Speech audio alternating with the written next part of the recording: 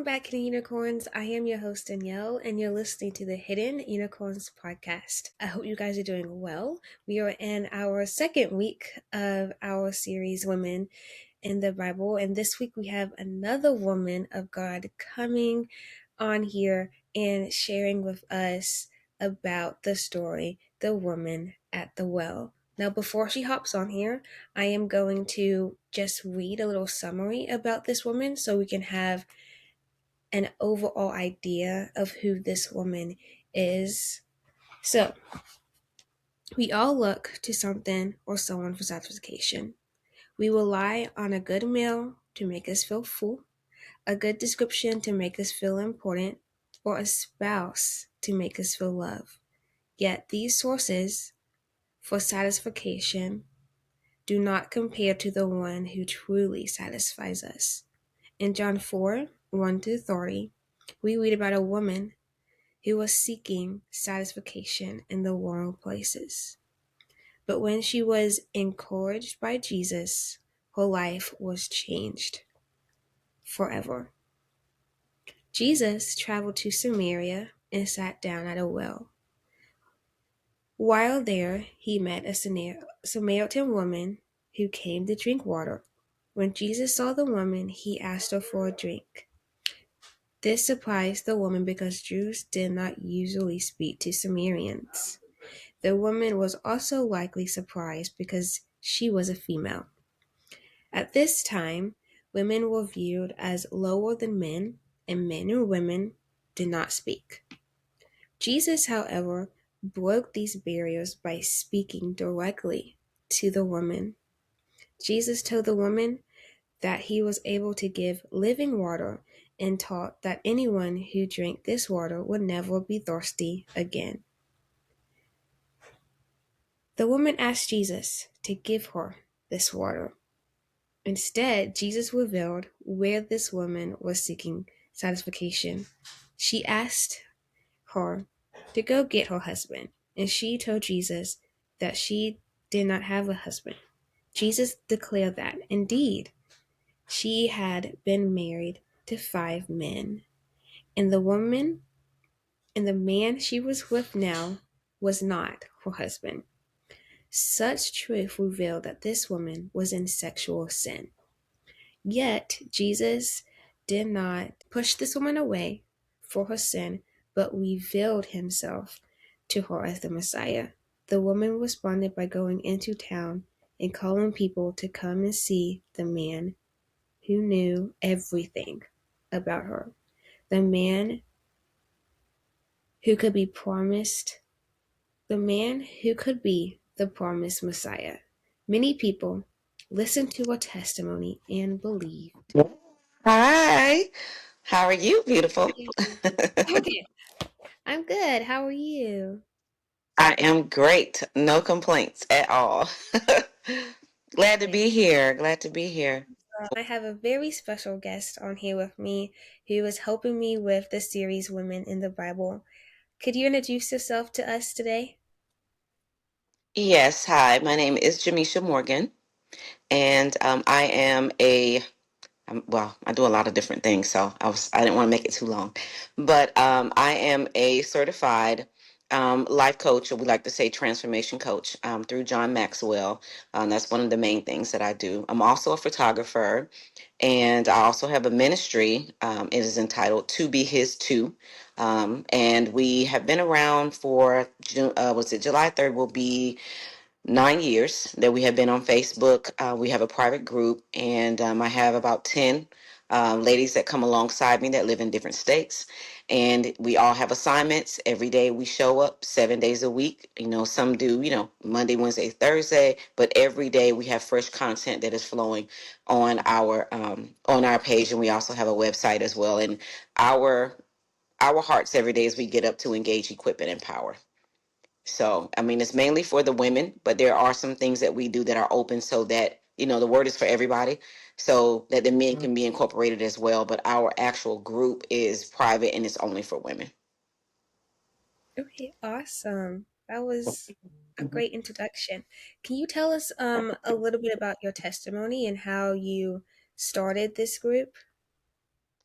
Well, actually, the group kind of started from really just going through a transition, going through a divorce, and going through that divorce, I moved away, and I moved far away because it was the betrayal and everything that I went through was so heavy because it wasn't just the person, but it was like the family, and when that happened, I just wanted to get as far away from everything and everybody as I could, and so I ended up in California, and I went to California, and I remember, first of all, trying to get adjusted because it's 3 hours behind. And so, when I'm at a certain time, it was different. So I found myself doing everything on Eastern time, though I was in California.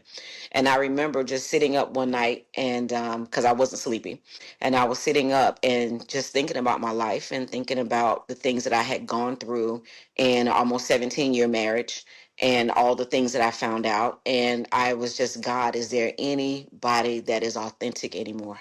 Are there any real people? And I said, the words came in my mind is, will the real you please stand up? You know, and so I was talking to one of my friends about it, and we actually started talking about what does it mean to us to belong to God? What does it mean to be His?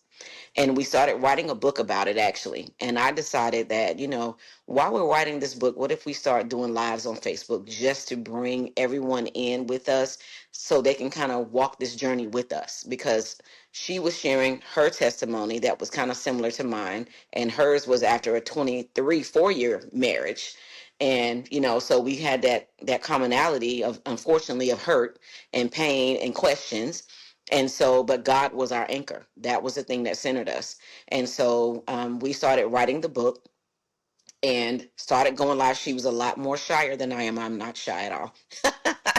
And so she was like, I'll be behind the scenes. You can go in front of the camera. And so that's what happened. I started coming on live every day. And what I noticed is that some of the things that we would talk about, people would not say anything while we were on live, but I would always get these inbox messages. And so I was like, okay, God, what should I do with this? Because obviously they're looking for something. They want answers. They're crying out too. And it was create a group that is private, because it's obvious if they won't speak out in the open, they want a safe place. And that's Mhm. how it started. And so I remember talking to my pastor at that time, and he said, you know that this is a ministry. And I was like, no, this is not a ministry. This is just a little go along with this book. And he said, start looking for people that are already actively showing up and working and posting, because I had it open so they can post whenever they want to, because they had questions. But I had already started doing that without even realizing it. You get up every day and say, oh, well, so and so is here. Then the next day, oh, so and so is here. Then the next day, oh, she's still here again. She's posting stuff. She's encouraging.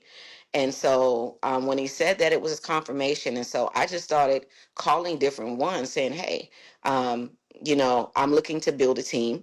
I know that we're not in the same place, but we meet here every day. Can you come alongside me to help build this ministry? What my pastor called it, because I still hadn't accepted it. That's what it was, because I'm writing a book. I'm trying to be an author over here. I'm not trying to be a ministry leader. But that's what ended up happening. And before you knew it, I had 15 administrators, and they were in Ohio, Tennessee, Fort Myers, Florida, West Palm Beach, Florida, Dayton, Ohio, Marietta, Georgia, Macon, Georgia, Albany, Georgia, and I had 3 in Laplace, Louisiana. And so we all came together every day in different states, different cities, to come together to minister to mainly women, but men as well, to engage, equip, and empower them in the word. And so that's how the ministry came about. And about to be 9 years later, July 3rd.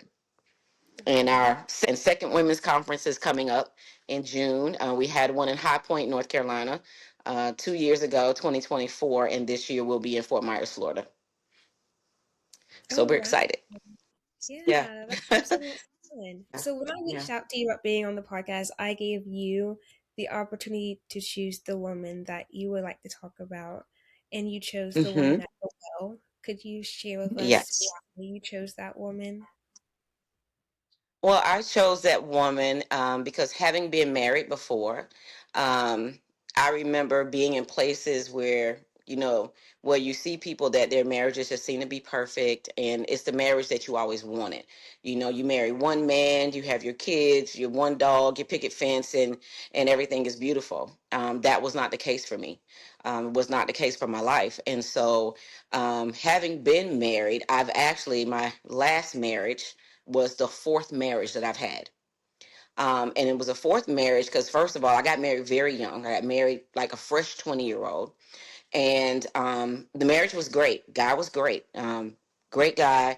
And during the time I was not in the Lord, I had been going to church with my mom, but like to really be sold out on your own, like grown up sold out, not like, I mean, I love going to church. That was my foundation and all of that. I wasn't like party animal or anything like that, but I can say that I wasn't, for what I am now, I was not completely sold out. And we went to church together, all the above. And I used to sing with a jazz band. And when I sung with the jazz band, I kind of moved away from it because I'm married now. So I wanted to honor my household and my family.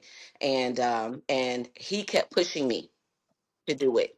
And he was like, you should go, because I don't want to be the one to stop you from your dreams, because I wanted to be a singer. I've been singing since like third grade. So I always wanted to be a singer. And it was like, okay, well, you married me. And now it's like your dreams go out the window. And he played the keyboard. So we would practice at home. I used to sing with my mom in church. And but then I was still singing R&B, and he kept pushing. And so finally I was like, okay, well, I'll go. Let me try it. I sang with a group, these ladies, Shades of Ebony, because we were all African American, but different colors. So it was Shades of Ebony was our group. And we went out, we traveled. I mean, we had people doing hair, nails, making clothes for us. We were in LA, we were all over the place. And while I was gone, because we did everything together. So while I was gone, he got to missing me and messed up. Long story short. And so, it was kind of that thing that, had you not pushed me, we'd still be together. And not that I couldn't forgive, but it was just a fact of, it was a lot that I found out, and I blamed him, and I didn't, because I felt like, even though my covering sent me out, you didn't respect me while you sent me out. You know what I mean? But at the same time, we were both young, and he was so used to me. It was the loneliness of what that got him. I mean, at the end of it all, he's still in my phone. We're still good friends. He's moved on. He's had kids and everything else. There's no hate. There's no nothing. It was just a genuine understanding. And he will always have a special place in my heart. And he tells me the same thing. But with that, just to move on from there. And so going into marriage number two, it's like, okay, so you go into marriage number two, and you find out later, after having a child, that I really didn't want to have a baby. Huh? Then you don't want to come home at night some nights. And I'm not the old school woman. I'm not the woman that sits and takes. I'm the woman that certain things like infidelity, I'm out. And I think that that's where a lot of people don't understand is when things happen. And I'm not saying that you can't forgive, but I always say it's too much out here in the world nowadays. Too much you could bring home that could potentially kill me. So if you don't have the respect to respect the marriage, we can be cordial and I can forgive you, but I'm going to move on. And so, long story short, 6.5 years that happened, moved on. So, marriage number three came along, and this was the longest, 16, almost 17 years of marriage. He was great. He started working as a longshoreman in the was it Fort Lauderdale, Florida, I was living in. And he would come home and tell me these horror stories. Oh my God, these guys, they have this person, they got a baby over here and the wife don't know. They got a whole family over here and the wife don't know. He would come home and tell me crazy stuff. I'm like, what is going on? These men, oh my God, they're making so much money, but then they, this one is on drugs and this. I heard all these stories, and I remember saying to him, don't allow those spirits to get on you. Oh no, you don't have to worry about it. It's like he was appalled. We were in church together. He was in the video ministry. I was in the choir. Had a beautiful family, beautifully blended family. And long story short, because he spent so much time there, those spirits ended up one by one coming on him. And the thing that he talked about and swore against, he became. And it was gradual. But by the time I found out, it's like, I find things in your phone, and I just started calling every number in the phone. I'm that girl. I started calling every number in the phone. There was names, people under like restaurant names, different like disguised names, stuff like that. And there were stuff in the phone, like photos and videos of stuff that I should never seen, but things of that nature. And even because we had a family, and because I had been there twice already, I I just felt like a failure. Like, what is it? Why can't I'm trying to do the right thing by God? I'm an honorable wife. I go to church. I love the Lord. And it's like, because I was at this stage of my life, I was really into church. Like, I was really not just church, but into God. Serving. I mean, you name it. The church, I was doing it. Backpack outreaches. I was the outreach queen. I was helping with the dance team. I was on the choir and the praise team, on the marketing team. I was, if it wasn't work, we were at church.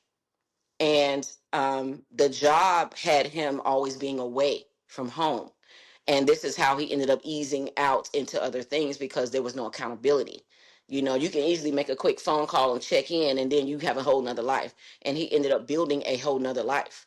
And so because when I found out, I gave him a second chance. I gave him a second chance because of the children, because I loved him, and also because the kids. It's like I didn't want my kids to not, have a father there. And so it was hard. He did everything he could to get it right. He was on time. He was always checking in. He'd call me, make sure I see his face, like, this is where I am, because when everything came out, he broke out. He cried. I mean, he wept like a baby. I'm sorry. I don't want to lose my family. I just, blah, blah, blah, blah, blah. And so, because of how I felt, and because I didn't want to start over, because of the kids I didn't let them know anything, because I didn't want them to, feel some kind of way.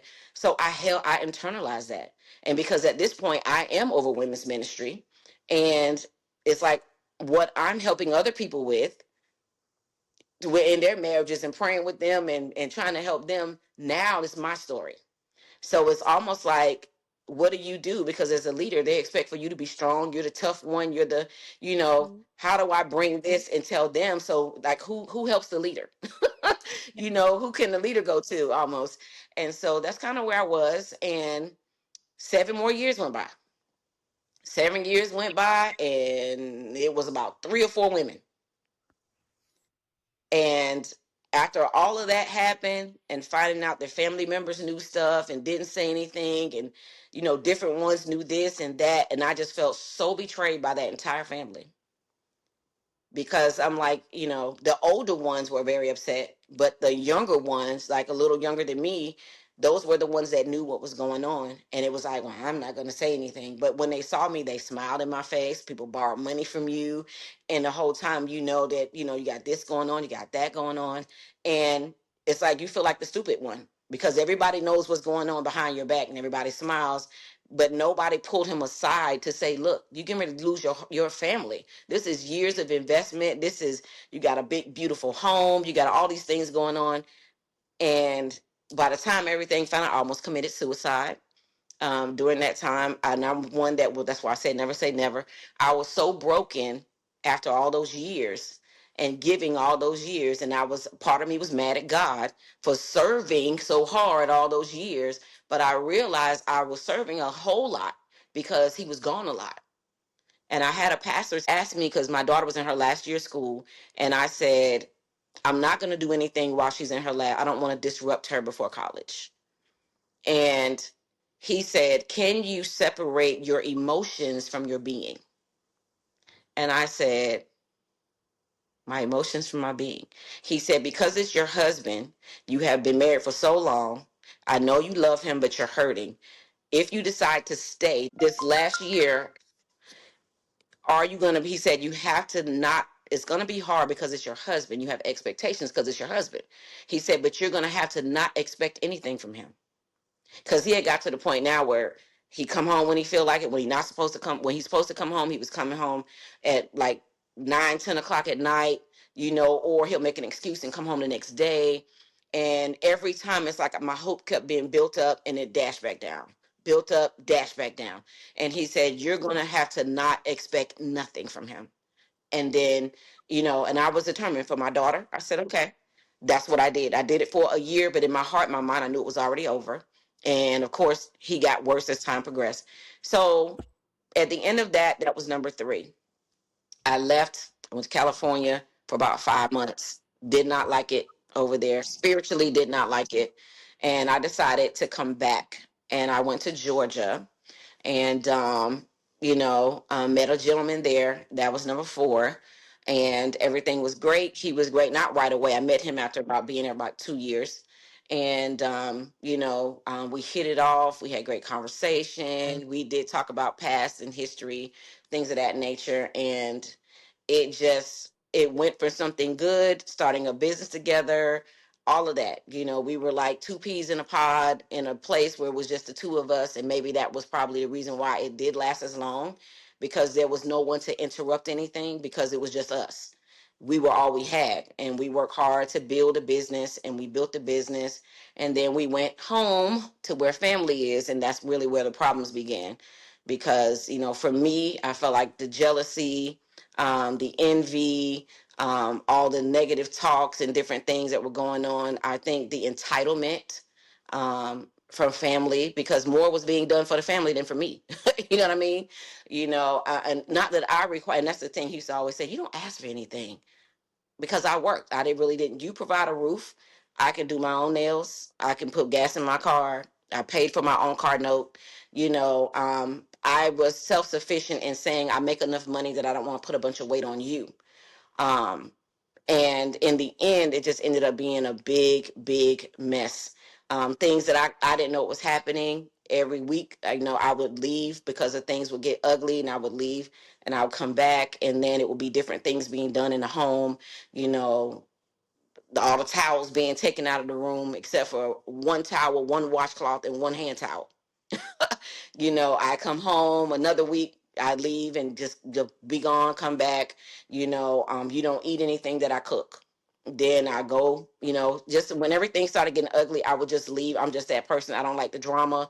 I didn't have any family around. So it's like when things started feeling uncomfortable, I would just leave for a couple days. And every time I would come home, it would be little things I feel to try to make me leave and not come back. And so as time progressed, and then there were lies being told, it was a big, I've never in my life experienced anything like it.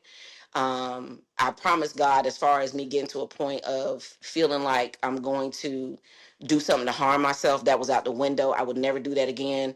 And so when you look at yourself, and as my uncle told me, if you can look at yourself and your hands are clean, and your heart is clean, and you haven't done anything wrong, and God knows, then you just wipe the dust off your feet and you just keep going. Because I realized that I came up against not just a person, but a family. When they just stop talking to you, and you wonder, and you go to church and nobody talks to you, and they just walk past you, and you're like, okay, what did I do to you? What did I do to this one? I did this for you. I gave you this. I did this, and different things. It's like, what did I, and my uncle was like, you never know what stories are being told. You never know when you're not around what stories are being told. If people just start treating you different and you haven't done anything. And at the end of the day, no matter what, family is always going to be family. And I remember he told me one time, if there has to be a choice being made, especially if it's something financial, it won't be you. It will be them first. And I just don't come from that. I come from leaving Cleve. I come from, if that's, I mean, unless they're doing something wrong, that is your spouse. And anybody that tries to divide you and your spouse, something is wrong with that. And if you allow it, something is wrong with you. And so I just said, you know what, God, I told my uncle, I said, I just don't think I'm meant to be married.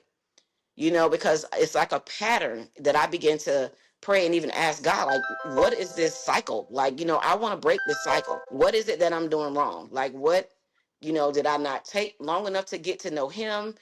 Because they act like they love me so much until I got around them every day, at a distance. It was, oh, when you come in, I'm gonna cook for you, I'm a this and that. But once I became permanent, it was an issue.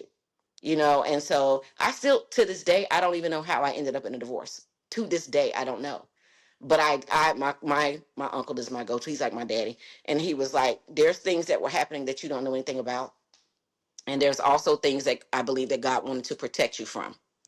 And so he was like, just take that. And I've learned to not need closure, but to appreciate and love and hold on to my peace. And so that's kind of, where I am. I haven't done anything wrong. I didn't mess up any money. I didn't cheat. I was trying to be the best wife I could be, because after 3 marriages, you want to cross every T and dot every I, because you don't want to go through it again. And so from being married the 3rd time and the 4th time, there's different times in my life where that word came, the woman at the well. And the first time it came, I felt uncomfortable. It was kind of embarrassing. Not that it was like exposed to anybody, it was me and my spirit.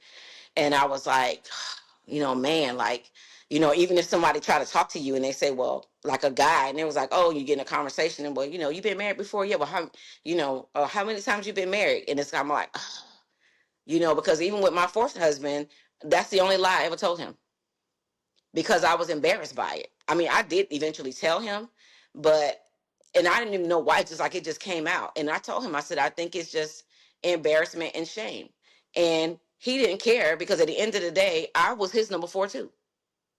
And all I knew was what he told me. So I don't know what all happened in those relationships. I know some of them got, from what I understand, they got physical. Thank God we never went there. But that it got physical, and a lot of things happened that affected his life tremendously because of that. And people will limit what they tell you, and you find things out as you go. And so I realized that the things that were being done to me, based on what I was told, was almost as if he was trying to do to me what each one of them did to him. you know, all the way down from coming home and him taking furniture out of the house without me knowing. One of his exes did that. He told me that. So to see that, come home and your living room is gone, a room upstairs is gone, the dining room table is gone, and nobody told you anything. And then they walk in the house and walk past you like it's nothing. Like you're not supposed to say anything. You're not supposed to say anything. And so with all of that, it's like, okay, God, I know that nothing in life happens for nothing. Everything that happens for a reason. God, if God allowed it, there's a reason. And I believe, like I said, I've never had anyone, any man ever, not even a boyfriend, to ever treat me the way that I just went through. Never. I mean, I lost 37 pounds in 2 months. I had never had anxiety before in my life. I had so much anxiety, I could not eat. My weight was falling off. Everybody was concerned. They were like, don't go back. What if something happens? I don't think he's mentally okay.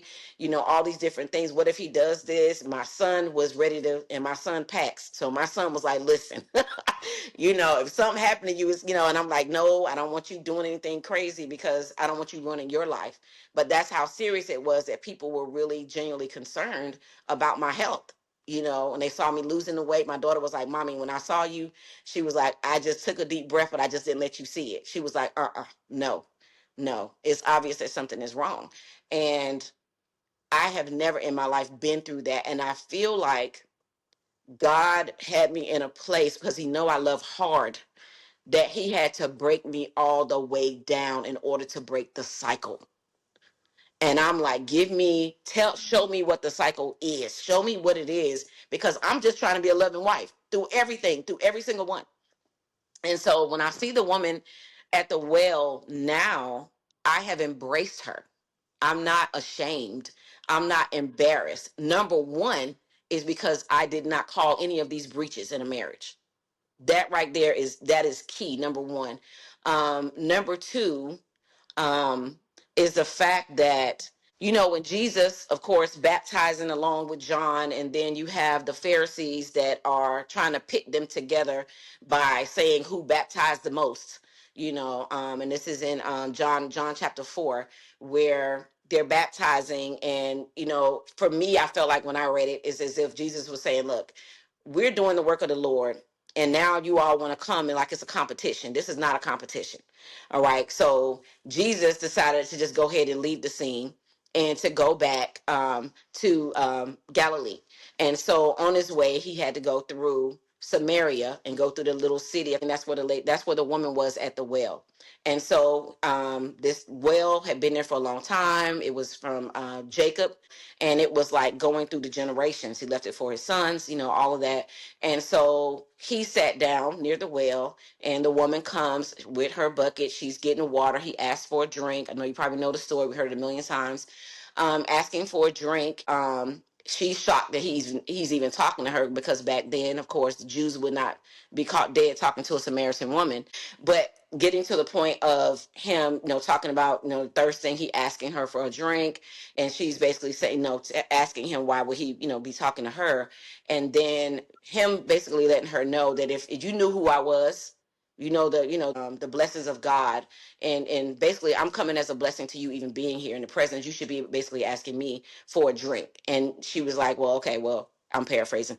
If I'm gonna, how can I ask you for a drink? You don't even have anything to draw water with, and the well is deep. And he's basically saying, the water that I have, if you drink from this water, this living water, you would never have to drink again. You would never thirst again. And it's almost like she gave her life to Christ in a moment when she said, well, basically, give me that so that I won't have to come back here again. And so the thing is, when he mentioned to her who she was, I wrote a few points down that I thought was very good, that when he brought up, because one of the things that was said to me in the end of, before I left this last marriage, is a comment was made to me, and I wasn't offended by it. I think if I didn't know who I was in God, I might have been. There was a comment that was made, it like, oh, well, she's been married all these times before. And when it was said, I was going up my stairs, and I stopped, and I was like, what makes him any better than me if we both been married the same amount of times? I'm his number four, he's my number four. What makes him better than me? Is it because I'm a woman, or is it because I'm the only one who's really trying to live a life that's right? You know what I mean? I'm not kind of trying to just come and sit and just check the box. I'm living this thing. So, because for me, it doesn't make sense for you to try to bring about a comparison or bring one person down when they both mirror each other in numbers. You know what I'm saying? And I say that to say, again, had I been a person that not knew who I was, or if I had low self-esteem or any of those things, that the enemy could have used that, and it would have really bothered me and just messed with my mind.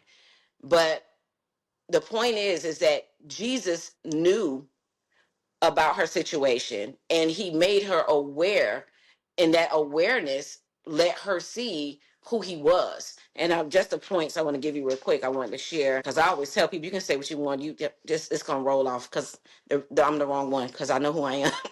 I know who I am in God, and I know he loves me. I know that he still uses me. I know that there's no condemnation, and I know that there's nobody that is perfect. And the significance of talking about or bringing up the husbands was the fact that it highlighted her personal life and also societal status. I come from a family that everybody lived together. Everybody lived together. I had one aunt who got married at 15. Husband was killed in a motorcycle accident. And so she had a boyfriend that she had forever since I was a kid. And they live together. That it highlights the personal life and the societal status. To let you know that every society is not the same. um Again, I come from a background where a lot of people were not married. They had very long-term relationships, and a familiar term was used was common law marriage. My parents were not married. They had been together many years, 5 children, not married. That was not my mother's choice. It was my father's choice. He didn't want to get married. It reveals the cultural context of marriage and relationship in the community, which is the same thing. It illustrates the theme of brokenness and the need for redemption. She was looking for something. She was looking for something, and what she needed, she found at the well. Had she found Jesus a long time ago, she probably would not have had those relationships. She probably wouldn't have been married, all right, because she would have been trying to live according to the word. Also, it emphasizes Jesus's knowledge of her life, showcasing his divinity by telling her what other people may not have known. All right, he told her intimate things about herself.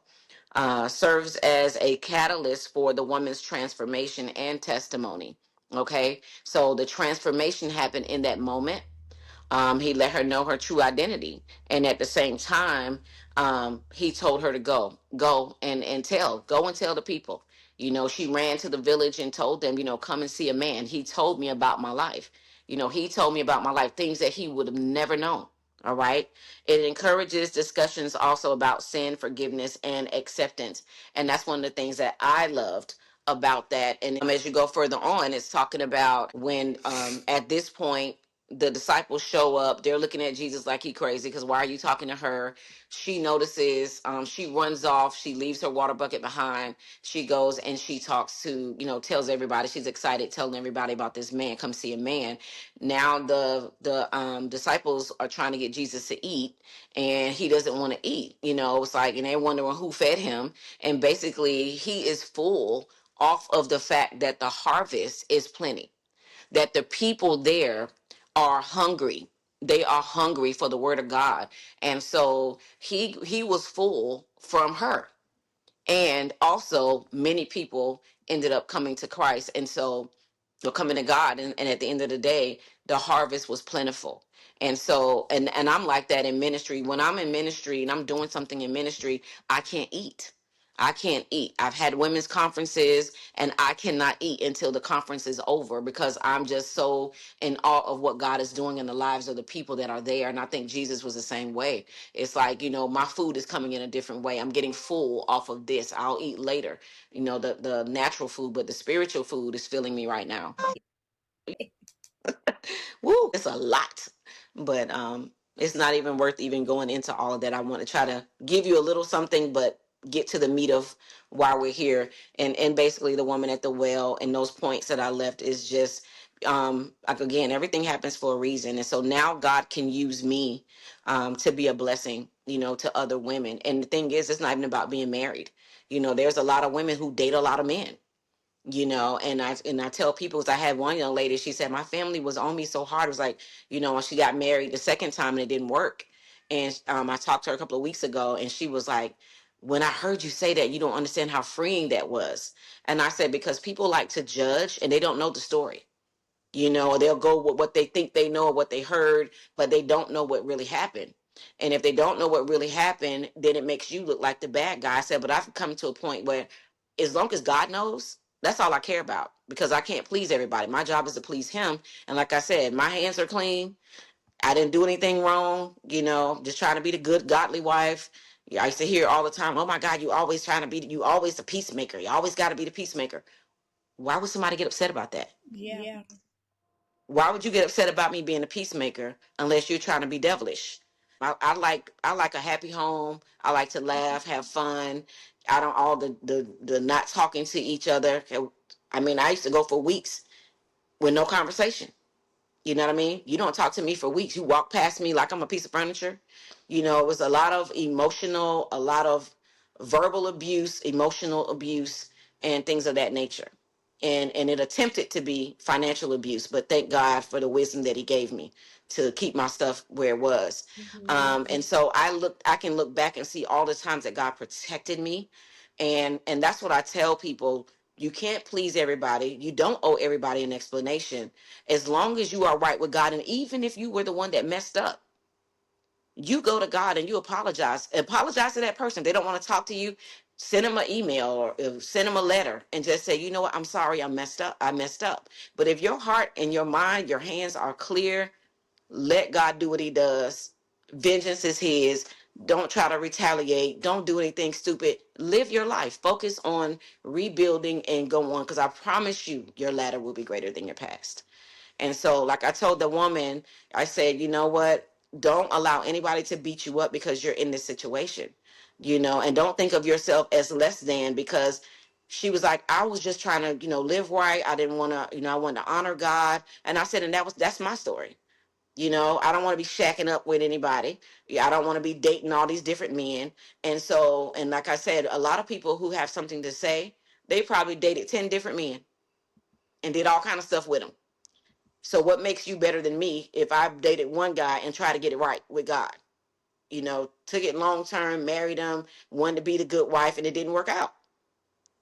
I'd rather have 4 husbands that I try to honor God with than to have 10 men that I did whatever with Mhm. and dishonor God every time. And she said, I never looked at it like that. I said, a lot of people don't. A lot of people don't. But I'm not the old school woman that has the man that just does whatever and I just sit and take it, take it, take it. I'm not her. I'm not her. I'm not her. And if I feel unsafe or disrespected, especially, and I remember saying this to my ex, I can accept a lot of things or I will walk with you through a lot of things, but infidelity is one that I will not. And I remember saying that. I remember saying that. So when you leave the country and you're gone for 5 days and you lie and tell me you're in one place and somebody tells me that the person you're with is at home and you're not, and you come home 5 days later and then you tell me that you don't want to wear your ring anymore, you're not going to wear your ring anymore, you don't want to be married anymore, we can stay in the same house, one can stay upstairs, one can stay downstairs, I can do me and you can do you. Who does that? And I said, well, at the end of the day, you've been stopped wearing your ring. The only time you wear it is when you go to church. Why? Because you want people to think a certain way. But when you're not at church, you never wear your ring anymore. And he looked at me like, oh, you've been noticing. Oh, yeah, I notice everything. That's my job to notice you as my spouse. You know? So, and then the next thing I know, where's my ring at? What are you talking about? Where's my ring? I don't know where your ring is. I thought he was talking about my ring because I stopped wearing mine. Once I saw that, once he told me that, I took my ring off. But then he said that his ring, all of a sudden his ring is missing. I said, well, maybe you left it in Costa Rica. He didn't know I knew he went to Costa Rica. But God always shows me everything.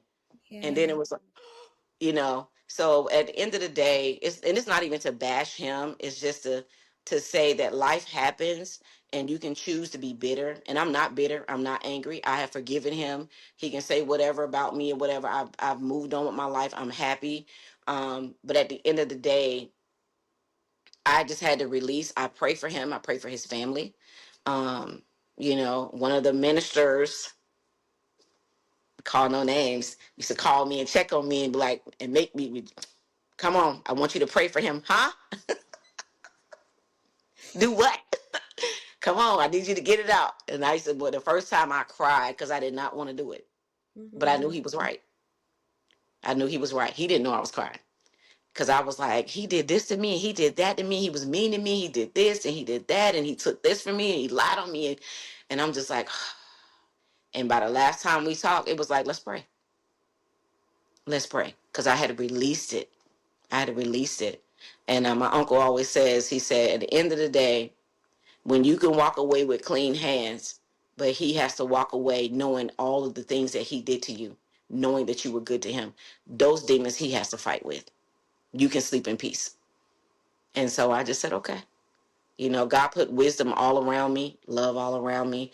And the woman at the well, I will take her proudly because it gives me the opportunity to speak to other women, to show them that you can still be happy, that your joy comes from the Lord, not from a man, and that whatever you lost, God will restore. And your peace is more important than anything. Any piece of furniture, anything, any home, you can buy another one. I've had 3, and so it's not. It's she was a woman. I think just of the fact that she was looking for something because she received Jesus so easily, so quickly. It was like an instant, and she was gone to go and tell everybody, come and see a man. And so, if I had to go through all that I've been through in order to be a mouthpiece for God, yeah, I would do it all over again. I would do it all over again. Yeah, Wow. I would. So now you know a little bit more about me. A lot more about me. Yes, I'm unashamed. It's all good. Oh, that's beautiful. That's Yes. like that's really inspiring Well, for I'm a lot glad. of Hmm. young ladies. Hmm. So And like to what? be careful, young ladies. Yes, because my daughter was so hurt by this. because it was, like I said, I feel like it was all a facade. I really do. I really feel like the whole thing was, I met somebody, she has a great skill set. She can join a business with me and help me win, because that's what I feel like. I feel like I was used to get to a place where I got where I'm at financially and now I don't need you anymore. That's literally how I feel, because that's how I was like cast aside like trash. And it's like, once you felt like you got to a certain place financially, I don't need you. And my daughter was so broken, because even my daughter would come, he's like, oh, take her to this and go take her shopping, do this, call on the phone, just, randomly send her cash apps and do different stuff. And, I'm on the phone. He always jump on the phone with her. And she really cared about him a lot. And she was like, how could you meet somebody and they be so this, and they do that? She's terrified, because it's like Jekyll and Hyde. She was like, I don't understand. Like, how could somebody just flip on you like that and treat you like that and talk to you like that? And she's like, I don't want to date anybody, because it was so, I always say devil is a master counterfeiter. It was so, I mean, my whole family, everybody still, they still don't understand. It wasn't just me. All the ladies on my ministry team, they still trying to, I don't understand. I didn't see it. I mean, this man was crazy about you, like, and it's the same thing. And my daughter, he scarred my child, and I had to talk to her many times to say, you know what? My situation is not your situation. Don't make it your situation. Don't limit yourself in your life. You always want to be married. You want to have at least 2 kids. Don't let what happened with me, if anything, allow it to elevate your discernment. But don't cut yourself off from ever having a husband and having kids because of what I've been through. So I'm trying to get myself together. I had to work on my child, because if he only knew the trauma that he caused her, Yeah. it was a lot. And that's why I tell her, and it's when the more I study different things, narcissism, because that's what it was. The more I study it, the more it's scary, because I didn't realize how bad it was. It is a serious mental illness, and it is everywhere, and it's on both sides. There's narcissistic women too, and there's that emotional with the parent. All of that stuff was brought to light. I never even knew what that meant. My daughter told me that, and I never knew that. But I was like, "Whoa, those two words don't go together. Let me go look that up. What are you talking about?" And I remember running upstairs to go look the word up, because I'm like, "What?" And it's like, "Okay." And I just cried, because when I looked up both of those words, it was all the blocks were checked all the way down. There was not one block that was not checked. And I cried like a baby, and I said, "God, what have I done? What have I done to myself?" And so, it's I'm glad I have a strong daughter, because we always had a tight bond to have those deep conversations. But for women, I tell them, take your time, get to know them, but please get to know the family too. Really get to know the family. Don't rush nothing. Like I said, I think my situation was different, because I was at a distance for 2 years, and then when I came in close proximity, you can feel it. You can feel it. Not everybody, but the ones that really matter, you can feel. You can feel it. And when you're outnumbered, it will affect you. It will affect you. And so just be careful. And because I don't want to see you, any woman, any young woman, any woman, period, young, old, middle aged, whatever, go through what I went through. And so, but if she has, God can still use you, and you're still a queen. Still a queen. Yes, amen. Well, thank you so much for joining You're me welcome. You're welcome. today. I had a great time learning about your testimony and how this woman shapes you as a person. Yes, ma'am. Well, thank you. I You're appreciate welcome. it. Well, thank you guys so much for tuning in to this week's podcast. I hope you enjoyed it. Please remember that you are God's special hidden unicorn, and I will see you guys later. Bye. Bye.